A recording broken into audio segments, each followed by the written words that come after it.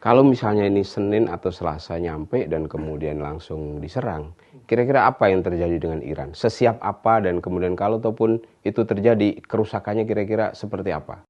Posisi terakhir itu, bahkan para pejabat Amerika itu tidak bisa menggaransi serangan kilat ataupun serangan apapun terhadap Iran itu bisa menuju pada pergantian pemerintahan. Orang kalau mau sukses di Iran berusaha berdagang itu harus dekat dengan militer. Ya seperti inilah negara kalau terlalu banyak diurus oleh militer. Yang harusnya urusin perang, dia ngurusin ekonomi, ngurus beras, ngurus minyak dan sebagainya. Kekhawatiran banyak orang itu kan kalau Iran diserang habis-habisan, dia akan menutup Selat Hormuz. Selat Hormuz itu adalah tempat keluar hampir sekitar 20% bahan bakar minyak bumi dunia. Di luar itu kira-kira kalau diserang siapa yang akan membela? Apakah Rusia, Cina, atau yang lain? Atau nggak ada yang belain dia?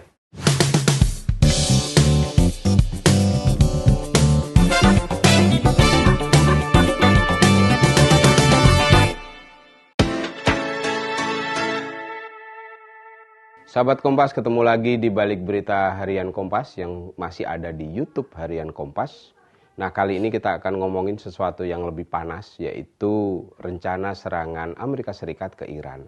Nah, sudah hadir di sini Mas Krismada, ini editor Des Internasional yang sehari-hari antara lain adalah memplototin perkembangan terbaru serangan AS ke Iran ini. Nah, Mas Kris mungkin bisa ceritain, ini kapal Amerika Serikat ini sudah sedekat apa dengan Iran? Kapal tempur maksudnya? Hari ini di CNN baru saja dikonfirmasi kapal induk Amerika Serikat dari Laut Cina Selatan bergerak ke Timur Tengah dengan kecepatan maksimal. Dia mungkin sampai di sekitar Iran itu sekitar Selasa atau Senin besok. Oke. Nah, di samping itu juga ada beberapa kapal perang lain yang kalau menurut berbagai sumber total kapal-kapal yang bergerak ke Iran itu punya total hampir 900 tabung peluncur rudal. Nah, kenapa butuh kapal perang dan sebagainya? Kenapa tidak bisa seperti skenario Venezuela yang datang sebentar, terus langsung keluar lagi gitu. Nah, karena yang paling pokok itu adalah Venezuela dan Iran itu kan geografisnya berbeda. Yeah. Caracas itu tidak sampai 12 kilo dari pantai, sementara Teheran itu pantai terdekat itu di Laut Kaspia. Tidak ada aset Amerika di sana. Kalau mau ya dari Teluk Persia atau dari Laut Tengah. Itu kan jaraknya lumayan ya. Beratus kilometer, dan untuk terbang ke sana tidak cukup dilaporkan oleh sejumlah pihak di Amerika juga dari Israel bahwa tidak bisa serangan kilat seperti di Venezuela diulangi di Iran yang hasilnya pergantian pemerintahan dan sebagainya. Karena Amerika akan membutuhkan serangan yang dengan aset yang lebih besar, dengan prajurit yang lebih besar, sehingga pesawat tempur sampai kapal perang juga perlu lebih banyak. Kalau misalnya ini Senin atau Selasa nyampe dan kemudian langsung diserang, kira-kira apa yang terjadi dengan Iran? Sesiap apa dan kemudian kalau ataupun itu terjadi, kerusakannya kira-kira seperti apa? Persoalannya kan gini, kita tidak tahu apakah itu akan diserang atau tidak, karena posisi terakhir itu bahkan para pejabat Amerika itu tidak bisa menggaransi serangan kilat ataupun serangan apapun terhadap Iran itu bisa menuju pada pergantian pemerintahan. Yeah. Nah, seperti mantan kepala divisi Iran di Badan Intelijen Militer Israel, Dani Sidronovich, dia menyatakan begini, sebelum menyerang Amerika harus verifikasi dulu. Tujuannya itu apa sih? Apakah pergantian rezim? Apakah mendorong perundingan nuklir? Atau ada tujuan lain? Karena masing-masingnya itu punya perbedaan. Kalau untuk pergantian pemerintahan, pejabat Amerika, pejabat di Israel, bahkan juga para diaspora Iran yang bekerja di Amerika Serikat, tidak yakin bahwa itu akan bisa terjadi. Pergantian rezim itu ya? Ada beberapa faktor kenapa itu tidak terjadi. Yang sekarang unjuk rasa sejak 28 Desember itu dimulai oleh salah satu dari 3 kekuatan besar Iran. 3 kekuatan besar Iran itu adalah para pedagang, masyarakat, dan militer. Nah, masyarakatnya sebagian marah. Marahnya kenapa? Karena ekonominya terpuruk. Sekarang nilai tukar asli rial Iran itu 1,4 juta per dolar AS. Ya kita bayangin, kita yang mendekati 17.000 saja kelimpungan, apalagi yang 1,4 juta. Kenapa bisa sampai separah itu? Karena seperti diakui oleh Menteri Keuangan Amerika Serikat, Scott Bessent, pada Rabu kemarin dalam wawancara di Newsmax, dia menyatakan Amerika Serikat memang menekan ekonomi Iran habis-habisan. Pada bulan Desember saja, inflasi sangat tinggi, sejumlah bank tutup, uang beredar terbatas, sehingga akhirnya pedagang yang di Grand Bazaar Teheran itu mereka protes. Ini seperti dulu waktu menjelang revolusi 79, waktu Shah Iran digulingkan, monarki digulingkan, pedagang protes, warga protes, marah. Tapi perbedaannya sekarang adalah warga protesnya pada ekonomi, dan isu ekonomi itu mereka tahu bukan cuma masalah bukan masalah pemerintahnya tidak becus mengelola ekonomi, tetapi juga karena ada tekanan sanksi dari Amerika Serikat. Nah, tidak becusnya itu seperti ini. 30% perekonomian Iran itu dikendalikan oleh militer. Orang kalau mau sukses di Iran berusaha berdagang itu harus dekat dengan militer. Ya seperti inilah negara kalau terlalu banyak diurus oleh militer. Yang harusnya ngurusin perang, dia ngurusin ekonomi, ngurus beras, ngurus minyak dan sebagainya. Apakah ada faktor lain yang memotivasi Amerika di luar pergantian rejim itu? Minyak misalnya? Minyak salah satu hal. Iran salah satu produsen bahan bakar yang besar, walaupun cadangan terbuktinya di bawah Venezuela. Venezuela itu cadangan terbuktinya besar, tapi produksinya sedikit karena persoalan sanksi Amerika juga. Infrastruktur yang diakibatkan oleh sanksi Amerika juga. Iran tinggi dan salah satu yang paling murah. Kalau di bahan bakar setara Pertamax turbo di Iran itu harga rata-ratanya Rp8.000 per liter ya? Per liter. Yang lebih rendah tentu lebih rendah lagi. Ada kuotanya. Satu orang di Iran itu rata-rata mendapatkan sampai 1.000 liter per bulan jatah subsidinya. Ya siapa juga yang menghabiskan 1.000 liter per bulan kalau pakainya itu. Makanya kan itu akan dipakai. Nah, kekhawatiran banyak orang itu kan kalau Iran diserang habis-habisan, dia akan menutup Selat Hormuz. Selat Hormuz itu adalah tempat keluar hampir sekitar 20% bahan bakar minyak bumi dunia. Kalau itu tertutup, pasar akan mengguncang. Jalurnya ya. Tertutup. Walaupun kemarin waktu perang 12 hari selama Juni, Iran tidak melakukan itu. Ada komunikasi bolak-balik oleh Qatar, oleh Oman dan sebagainya. Dan yang sekarang juga dilakukan oleh Arab Saudi, oleh Qatar dan Oman dengan Amerika, yang intinya mereka meminta supaya Amerika tidak menyerang Iran karena khawatir nanti tindakan Iran itu tidak terkontrol. Termasuk menutup Selat Hormuz itu ya. Itu salah satu kekhawatiran. Kekhawatiran lain adalah kalau sampai digulingkan pemerintahan sekarang, faksi-faksi di Iran itu kan banyak sekali. Iya. Ini menurut antropolog keturunan Iran yang bekerja di Amerika Serikat.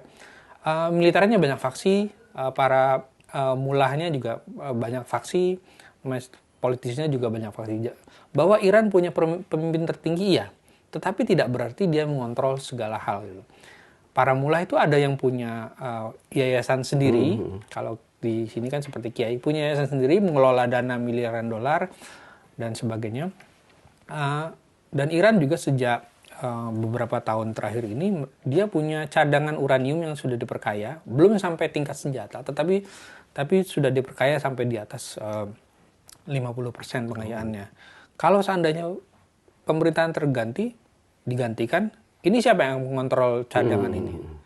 Itu akan dijual bebas kemana-mana dan tidak terkontrol keadaannya. Itulah yang dikhawatirkan oleh Arab Saudi, Qatar, dan Oman selama beberapa waktu terakhir, sehingga mereka mendesak Amerika untuk tidak menyerang Iran. Oke, nah kenapa kemudian Amerika ini masih ngotot dengan terus mengirim kapalnya ini dan Senin atau Selasa itu nyampe kalau udah banyak orang atau pihak yang minta jangan diserang? Kemarin di CNN itu ada bahasan. Jadi yang tidak setuju dengan serangan itu adalah orang-orang di luar lingkaran istana atau di luar Gedung Putih. Sementara di dalam Gedung Putihnya juga banyak sekali yang ingin serangan itu dilaksanakan.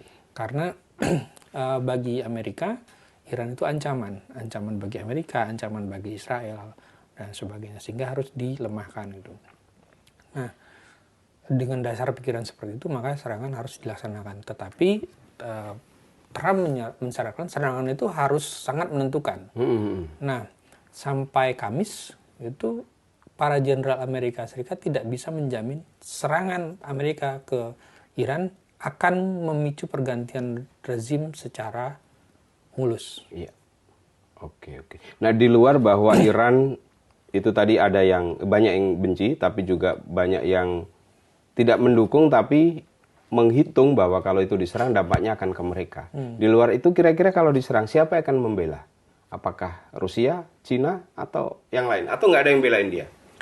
Dunia ini kan seperti halnya di kompleks ya, banyak juga yang tidak peduli dengan tetangganya, banyak juga yang ya kebutuhannya kalau sama-sama perlu aja gitu, tidak transaksional ya. Belajar dari misalnya kasus Venezuela gitu. Berbagai laporan menunjukkan bahwa Rusia tahu bahwa itu akan diserang, Venezuela akan diserang, tetapi Rusia tidak memberitahu Cina. Dan akhirnya serangan terjadi. Nah, Rusia juga tahu bahwa pada bulan Juni Iran akan diserang oleh Israel lalu Amerika. Ya dibiarkan begitu saja. Membantunya belakangan, membantunya nanti setelah agak mereda yang pada akhirnya dampaknya juga akan dirasakan oleh Iran. Dan